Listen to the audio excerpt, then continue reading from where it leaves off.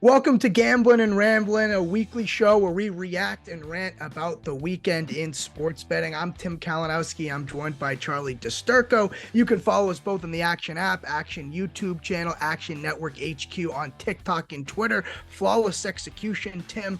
Charlie, just like the flawless execution of your UConn future, congratulations.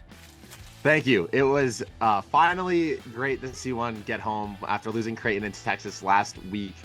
Seeing them come through the Huskies, I mean, this is a freight train from hell. The Huskies were one of the best teams that we've ever seen in the national championship. And I said it the other day on our call, and like Anthony DiMondo was like, oh, I don't know about that. I don't know your thoughts on this, but this was the best team that I've seen pound for pound, game for game, regardless of the opponents in the NCAA tournament that I can remember. Here's the hard thing. I'm torn because the fact that they went undefeated in out of conference play is unbelievable. Like I can't really wrap my head around the fact that my bias, what I was told was the Big 12 was the best conference all year. That Big 12 was where it was at. And for UConn to basically get beat up by the Big East, that makes me be like, was the Big East tougher than the Big 12 this year, because those are the only ones that could really rough up the future national champs? I don't know. Two things maybe can be true at once. I don't know. But the fact that we went into this and you were telling me like, look, hey, this is about as wide open as the tournament could ever be. And then the fact that when we say the tournament could have been as wide open as it ever could be, and then we end up saying, oh, the champion was one of the best champions ever. You know what I mean? That seems well, like no, I'm more. Well, okay. This is the thing, right? When the tournament is as wide open as it could be, because there were so many good teams. All it matters of who got hot at the right time. I'm talking about from like the start of the round of 64 through last night. They had one of the most dominant runs. Not the best team. I'm not talking about like the best team. Gotcha. I'm talking about the best run that we've seen where they won every game by 13 plus points. They absolutely obliterated Miami, who beats Texas. They absolutely obliterate San Diego State, who beats Alabama.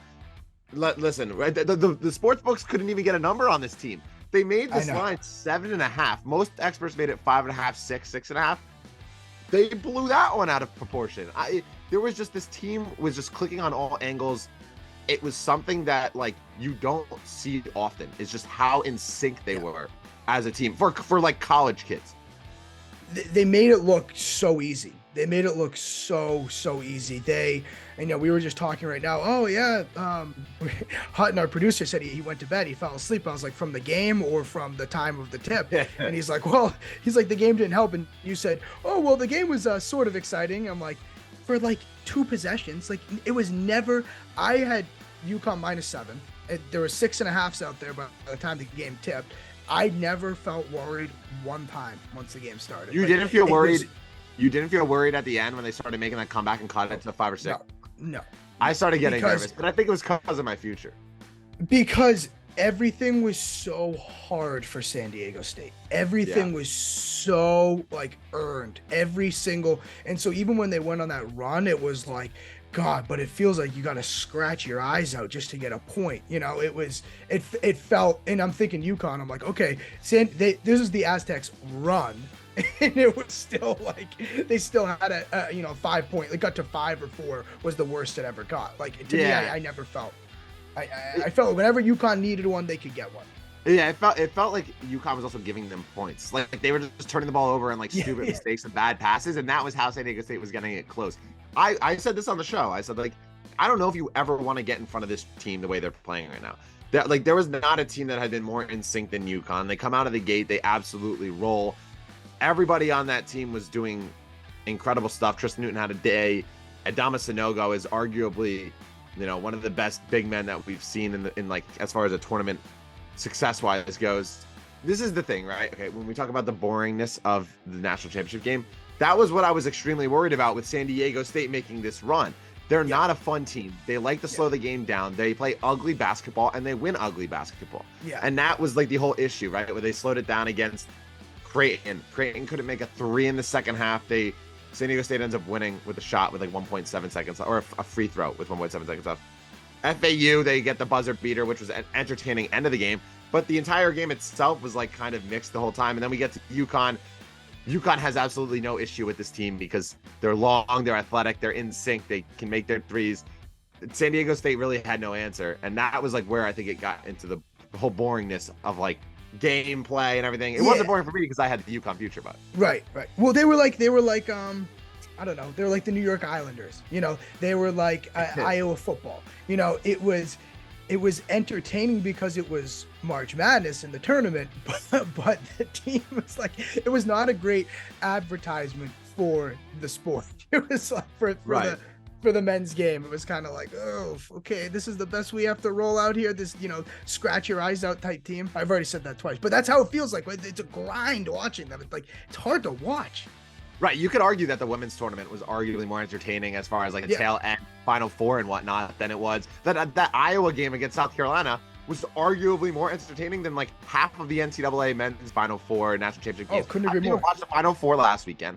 I was out.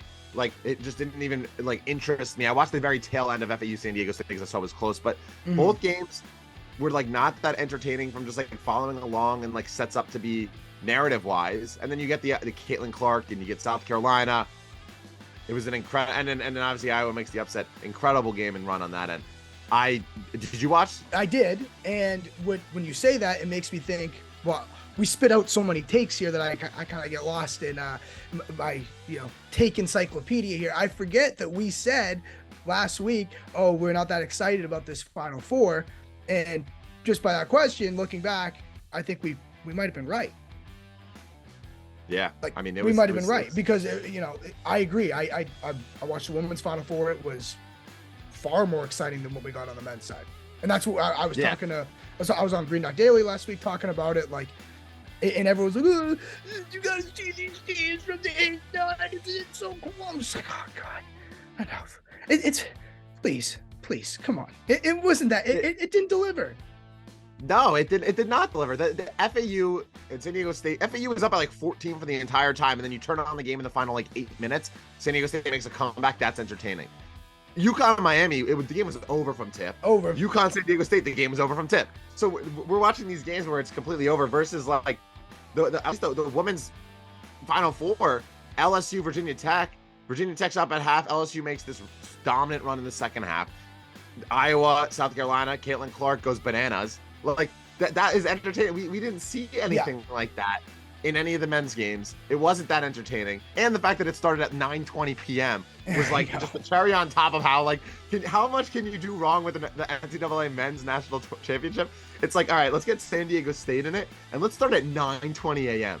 I mean p.m. Oh, it's so bad. It's so bad. I get it. I get why they do it, because if you think about it, basketball games are shorter than football games. Football would start at 8:20 on Monday night, so they start this at 9:20. I get it, but it is, oh my gosh, you can't have 9:20 and then play us the San Diego State bedtime story. It's hard. That's why Hutton fell asleep. Hutton fell asleep because we're watching boring basketball at 9:20 p.m. Like, I don't understand it, because like, why not just start at 8:20 and it ends by 10 whatever? The West Coast folk can go get their dinner. We can get tucked into bed early. Like, it's a perfect scenario if this game starts at like 8:20. Plus the halftime's like 30 minutes long, so like, oh, the halftime's in it. I had another dinner at halftime. The halftime's in eternity. And here's what sucks the most. When I think of the tournament, we said this when it started, I think of watching games in school at 12:10 on Thursday and Friday of the first 2 days of the tournament. That to me is where the foundation of the tournament lies. And the fact that it ends with a 9:20 tip and me trying to keep my eyes open, like, I hate that is the cycle. It's just like, wait a minute, a couple of weeks ago, we were sitting here, we were cracking beers at work. What is this? Now I can't even stay awake. Yeah, the whole NCAA tournament, the best part about it is the early rounds, and I think that's kind of what we got onto. And it wasn't even that great this year. I was pretty disappointed altogether. I'm just happy that I got my future home, because that was like the biggest thing was if I lost Creighton and UConn to San Diego State and the way they play basketball and the fact that I kept watching them, I literally wanted to just like take a spoon, and just scoop an eyeball, scoop another eyeball, and just throw it out my window because I was just like sick and tired of watching the San Diego State Aztecs team, the defense, and like, oh well, we play defense and slow offense and nitty gritty basketball. Yeah, get punked. Go Huskies. It was it's funny too. In the action bracket group, I saw that you finished second. Congratulations. Which I came in first. You came in second, boss. I thought. No. In which bracket group? In the Better Collective group here. Oh, the whole entire company. Yeah. Oh, you came in third. I came in third in that one, and first in the New York office, and first in the pool with Stucky and Raymond and Maria. Gotcha. So. Gotcha. Okay, the entire Better Collective, you finished third. Okay, there's like 160 people in that. All right, I was one of the people with UConn. All right, I was the worst finisher with the national championship. I gotta pull this up right now. Just see 1, 2, 3, 4, 5, 6, 7, 8, 9, 10, 11, 12, 13, and down at 15. Tim Kalinowski, Tim Turn. I was like, you picked the winner in the bracket, and you're not even in the money. You're not even. I was the worst championship picker. It's actually kind of impressive that like 14, 15 people at our company took UConn to win it all. I know. I'm in a couple groups where there's only one person that had UConn. Yeah, I was the only one in like a lot of my brackets, which is why I ended up like winning. I mean, I also had like a pretty good bracket. I came in like the 99.7%, I think it was. That thing's so fake. That thing's so fake. If you believe in that. Oh, you know what? It's going on my resume, Tim. So don't you discredit. That is the fake. It is the fakest thing in the entire world. But listen, how could that make sense? I am 14 of 150 in our company, in the company group. I was the worst person to pick a champion. What percent? I'm in the 98.1. But that could make, I mean, think about it this way. If there's a million brackets, how many people have UConn? Probably like, I don't know, 200,000 or something like that. I don't know how math works. You would think like, a small pool, you're one of them. There's like not that many picked UConn. We also live in the Northeast. So like the locals are going to take UConn. Come on. 98%. Don't you discredit my accomplishments, Tim. Don't you discredit my accomplishments. Don't tell me your stupid percentile. Don't tell me. 99.7% is pretty damn good. You know, if I got that in high school or middle school, at the top of the report card, I would have been on the dean's list, everything. Okay, here's the thing. I'm in the 98th percentile. Okay, I would be going to an Ivy League school. I wasn't even in the top 10 of my high school class, basically. I wasn't even in the top 10 in like my history class is what basically this means. Yes, you're going to Dartmouth. So There's a little bit of a difference there. I'm in the best history class in America. Yeah, you know what? Yeah, maybe you were, because I was in that class, and I'm going to Harvard. So this was the sharpest group in the country. To be fair, we also work at a sports gambling company. So there is going to be an inherently sharper crowd. I don't know if it's that much. I don't even know if all the big players even played. You know. What do you mean the big players? Like Stucky? I was Stucky at Alabama or Houston, one of the two. So either way, you know what I mean. BJ. BJ works. He does soccer and college basketball and baseball. Our producer David Payne, he's up there. Steve Petrella, Brandon Anderson. There's some heavy hitters in this group. So we happen to be this is one of the sharpest bracket groups in America. That's how I'm posing it as. Okay, well I guess so. Anything else on the national championship besides gloating over your future? I had a hell of a tournament, by the way. I took UConn minus 310 as well in the game. Just laid it. It was a successful tournament. I finished the first season after they like re-verified me and cleared all my picks. Plus 30 units in the app. Pretty successful tournament for me, or I guess overall season. I do have 2 picks for next year if you want them real quick before we head on. Jeez. Okay. Let's go. I tweeted them out last night. Xavier 75-1 at FanDuel, and Michigan State was 50-1 at Caesars. I think the number has come down a little bit, but those are my 2 favorite bets as far as setting up for next year. Both numbers should be halved because Xavier, there's rumors that Kirk Kriisa is in the portal. Well, guess where Kirk Kriisa was recruited? Who Kirk Kriisa was recruited by? Sean Miller at Xavier. So if he goes, they return Nunji, Fremantle, Tubelis is rumored to maybe enter the Okay, transfer yep. This portal. is He too goes many. there. This is too many random names a day after the tournament. Yep. I'll talk to you next January. And then Michigan State and Tom Izzo in March. Yeah. Okay, those names I know. Okay, gotcha. Yeah. See you next March. But we'll pivot to a little America's pastime here. Baseball started, in case you didn't know. Baseball betting started. Baseball heartbreak started. You had a great Sunday. I tailed you, so you're our MLB guy.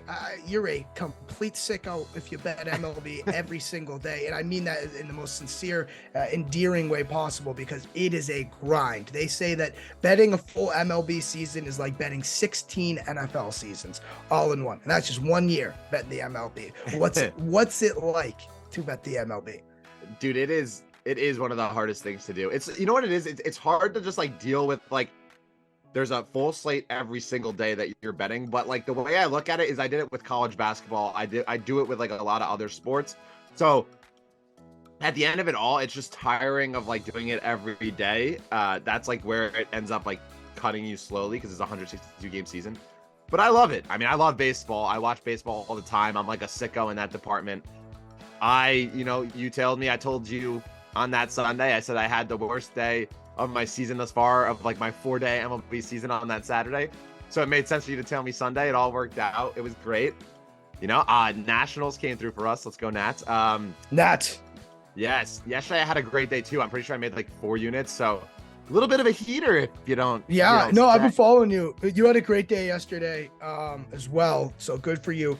I gotta ask, like, I go back. It's so tough, right? Because like I say, I bet the MLB, and what I mean is like I have a really hot, June, and then you cool off, and then you say, I hate this. I'm not betting MLB anymore. I need another sport to come back, and then it just feels good to have, like, this weekend will be great. You're gonna have, for me, I'll have a card of MLB, NHL, Masters, like maybe an NBA proper. So like NASCAR, like it will just feel. Having a full card like that is it's terrifying, but it's a great feeling when that many sports are going on. Yeah, it definitely, in the dog days of the summer, it definitely gets a lot, especially on like the mental wherewithal, where like you're literally betting and you're in a cold streak, and it's like there's nothing else on, so like you can't stop because it's you cap the whole season. You take a couple of days off, it could be the difference between you bouncing back on a good day or whatnot. So you just have to really. I will say my mental fortitude has definitely strengthened from like betting baseball and like dealing with like 9th inning bullpen losses from like the Arizona Diamondbacks like once a week. So far I haven't had like anything horrible bad beat wise. So fingers crossed we get through like April without one. Speaking of which, though, what I remember like most clearly when I think of betting MLB, what I think of is like a so afternoon, early night slate. Like maybe I'm up or down a unit or two, and then I just think of betting like. You just look at those West Coast games, and it's just some combination of the Padres and the Dodgers playing the combination of the Rockies and the Diamondbacks, and everything is like plus 290. And you basically have to sit there and say, am I taking the big favorite run line, or am I going to sit here and take the Diamondbacks or the Rockies like plus 280? I usually lean on the underdog side, and then going to bed with the game just about tied and waking up to see that the underdog lost. That is the epitome of betting baseball right there. That is so true. Like when you say like Diamondbacks, Rockies, like I get PTSD. It's like every season it's like 1 a.m. I'm still awake. I'm watching. Do they play every night? It feels like they play literally every single day. Like it doesn't make sense. Like every night you're like, oh man, like I'm up a unit or I'm down a unit. Like let me get some late game action. It's like Mountain West in basketball, like Pac-12 after dark in college football. It's like, all right, the Rockies and the Diamondbacks, who am I betting? Yeah. And then you watch, and it's like 2-1, and you're in the 8th inning, and you're like, oh man, like I wonder if I can get through this. And then they bring out like some reliever that you haven't heard of that's like 26. That throws 155 miles an hour. Mookie Betts, Freddie Freeman, like Max Muncy, and like Will Smith come up and it's like single, double, home run, double. And you're like, oh, this. Like, oh, there goes my plus 220. That was like live at minus 110 a second ago. Like in the eighth inning, they're up 2-1 and it's minus 110 still. Oh my God. Yeah, you're right. You can't get out of it too, because it's like, oh, they're literally still they're yeah, the Diamondbacks will be up 3-1. Dodgers are still, minus 320. It's like, oh Yeah, great. Yeah, this is fun.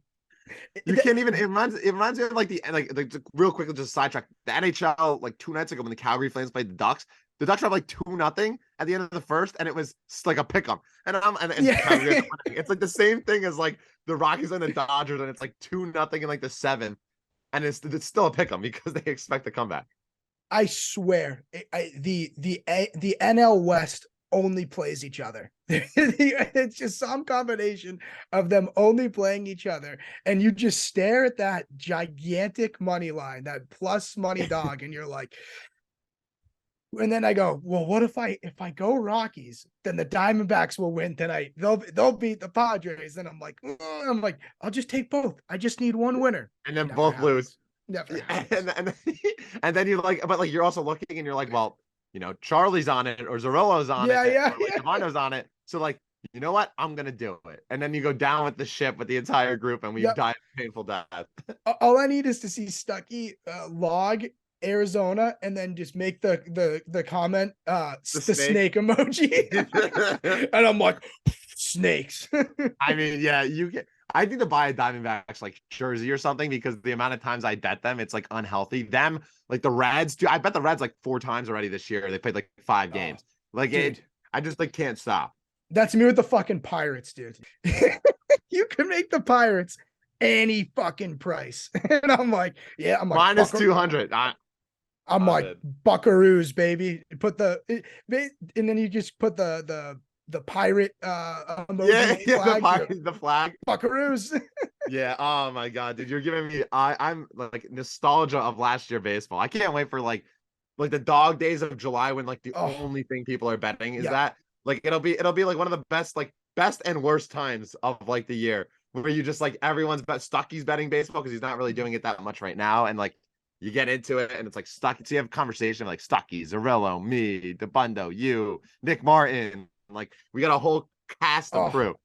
I picture too, like my buddies sitting around like a fire pit, like outdoor TV, and like same thing, go like up or down a unit during the day. Maybe just got back, maybe a nice golf Saturday or something, and it's like 9:50, and everyone looks around. They're like, "We still want to watch another game?" They're like, yeah. What do we got? What do we got?" And I'm like, I'm on the Diamondbacks, and then someone goes, "Oh, really?" They pull up the line, and they're like against Kershaw. Like, yeah, and it's like, well, it's like then you like start running the numbers. You're like, well, it is $10 for like 25. Like that's pretty good pay. And then they're like, all right, I'm in. You could. The best part about baseball gambling is like you could convince like the casuals to just like join you on like the worst underdogs, and then it's like 6-0 in the first inning, and you're like, I mean, that's why they're plus 250. Yeah. I'm like, wait, what do you want me to do? Yeah, exactly. Like, you bet on an underdog. There's nothing that can do. The Dodgers. Like, you think I knew like the Diamondbacks were gonna show out tonight? Like, I'm like, I was with you idiots all day. You what do you think I know? Yeah, I was in the lab for 2 seconds. I saw the plus money and I bit. I saw the Diamondbacks lost 7 in a row. I thought they were due. Yeah. The Dodgers haven't lost since April. The Diamondbacks haven't won since April. There's no perfect better way than it being due. Boys, anything can happen. 162 games. Come on. That's how you win, though. You win those underdogs. Like, God. I'll never forget winning I had the Nationals like plus 300 last year against the Braves. And they ended up winning. Oh, the way that I like parlayed my picks for that day because I do it like once in a while.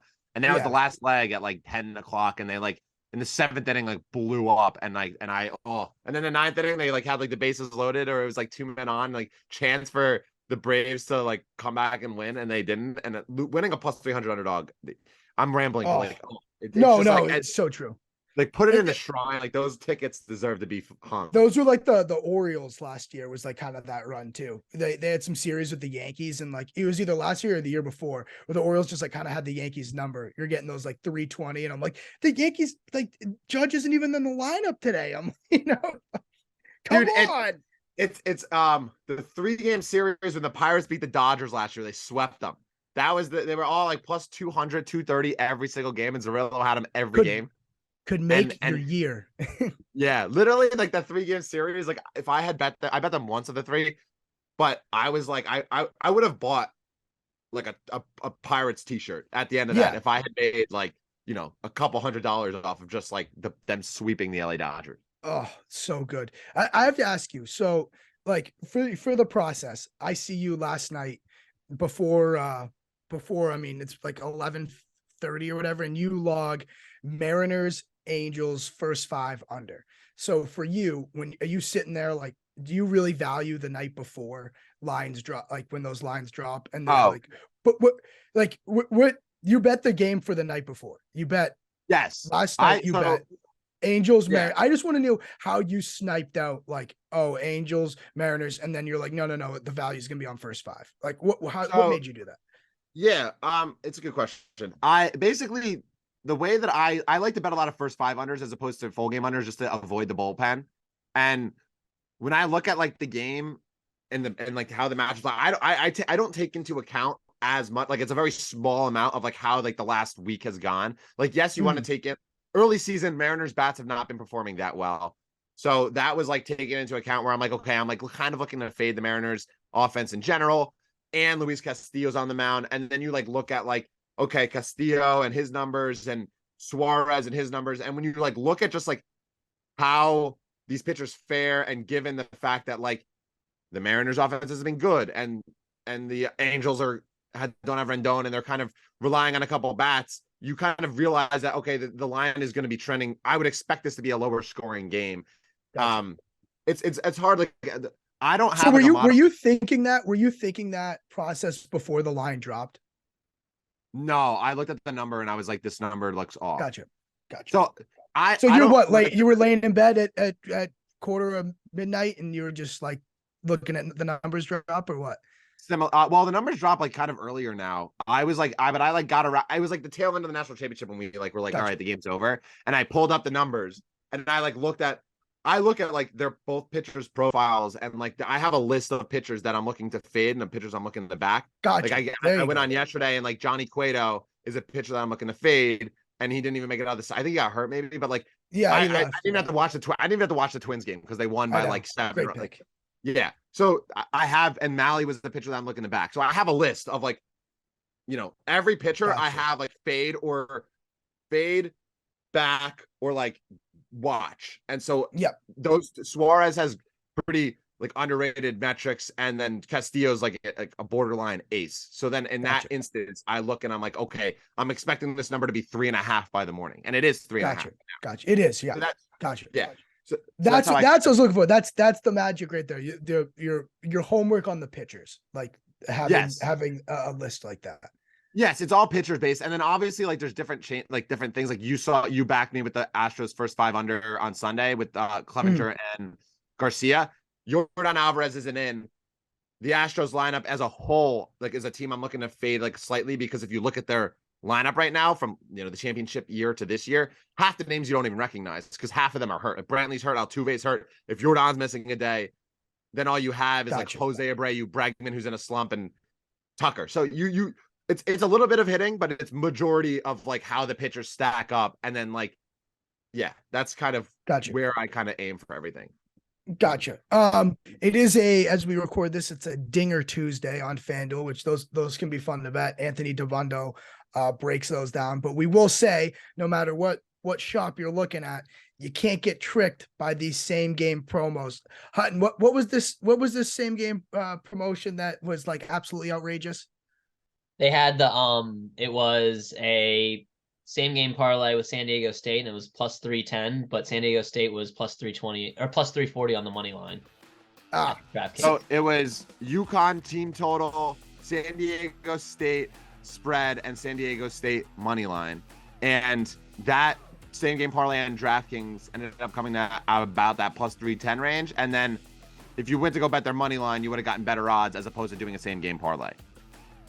Is that a mistake, or was that just like, you know what I mean? It was that they eventually moved it for. So then it had to be. You know what? Sports books are all skeevy in the same game parlay department. Like it's because you could juice down them. That's why I as like a like, nah, I'm not professional better, but like as like a person who preaches like safe betting and smart betting, Yes. same game parlays, they juice down the value. There's not that much value in the whole thing. So that's where like I'm telling you, like, you shouldn't be doing that in general. You're better off taking them as like 3 straight sides if you want to do that. All you need to know is that they don't want you to, within the same game parlay, they don't want you to bet things that are like positively correlated.